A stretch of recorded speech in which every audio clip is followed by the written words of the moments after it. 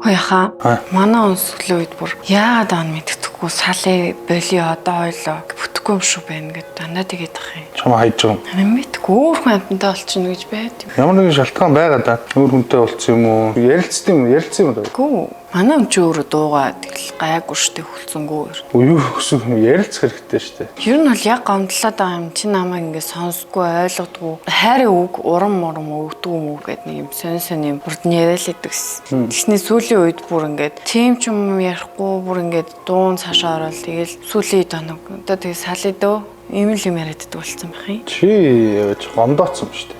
Та нар яг ингэдэг байхгүй юу? Та нар яг ингээд нэг юм одоо эмхтэй гэдгээрээ л төрөө барьдаг юм уу яадгийн бид нар л юм эрхлэх хэвээр бид нар л юм танхил байх хэвээр ч юм уу тийм байгаад байгаа гендрийн юм ялгаа гаргаад бид нар ч хөөрхөн нөгөө харагдах байдлын тийм хад чулуу шиг нөхдүүд боловч дотор нь яг юм зөөлөн хүн байдаг байхгүй дотор нь яг л чамтай адилхан одоо чи халамж хайр хүсэж байгаатай адилхан тэр хүн ч гэсэн хүсэж байгаа. Та нар одоо тэгээ дараа нь одоо энэ салалтын дараа нэг юм хохирогч юм шиг зан гаргацгаад тэгээ ирчүү дугайл байдаг л яг үүндээ буруу чамд өөрчлөн байсан баг. Гэхдээ ер нь хосын харилцаанд бол ярилцах хэрэгтэй хоорондоо. Тэгэл нэг юм л болвол нэг юм хойд гэрээ хараа авах гэдэг шиг л болохгүй байгаа нь тэр залуу гэж бодож болохгүй шүү дээ. Чамд болохоор чамд буруу байгаа байхгүй юу? Чи аваач чи харилцаагаа хөндлөхгүй чи харилцаагаа хичээхгүй байх чинь дээ. Хөндлөл байхгүй газар эр хүн удаан тогтдоггүй байхгүй юу?